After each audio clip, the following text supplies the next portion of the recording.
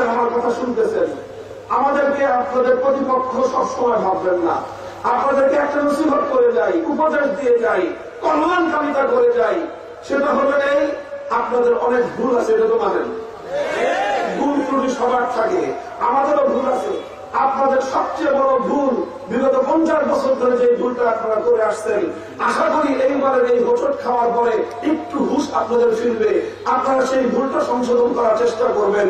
সেটা হলো আওয়ামী লীগের সবচেয়ে বড় ভুল, আলেমদের কাছ থেকে কোন রাজনৈতিক কথা তারা সহ্য করতে পারে না। এই হলো তাদের সবচেয়ে বড় ভুল। আলেমদের কাছ থেকে তারা মাসলা মাসায়েল শুনতে পছন্দ করে, আলেমদের কাছ থেকে তারা খতম করতে পছন্দ করে, আলেমদের কাছ থেকে তারা মিলাদের সুর শুনতে পছন্দ করে, আলেমদের কাছ থেকে তারা সব ওয়াজের সুর শুনতে পছন্দ করে। কিন্তু আলেমরা যখন রাজনৈতিক কোন মতামত দেন, কোরআন সুন্নাহর আলোকে যখন রাজনৈতিক কথা বলে, তখনই আপনাদের মধ্যে ডাক্তাররাহ শুরু হয়। এ নিয়ে আপনাদের সঙ্গে আমাদের অনেকবার লড়াই হয়েছে, আপনারা আমাদের কণ্ঠ চেপে ধরবার চেষ্টা করেছেন।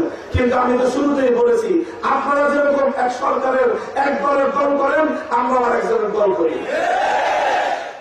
আমাদের পূর্বপুরুষ আল্লামা ফরিদপুর রহমাতুল্লাহ আলাইহিকে সদর সাহেবের কণ্ঠকে সে যুগের স্বৈরাচারীরা বন্ধ করতে পারে নাই, রুদ্ধ করতে পারে নাই। সদর সাহেবের সন্তানদের কণ্ঠ রুদ্ধ করতে পারবেন না।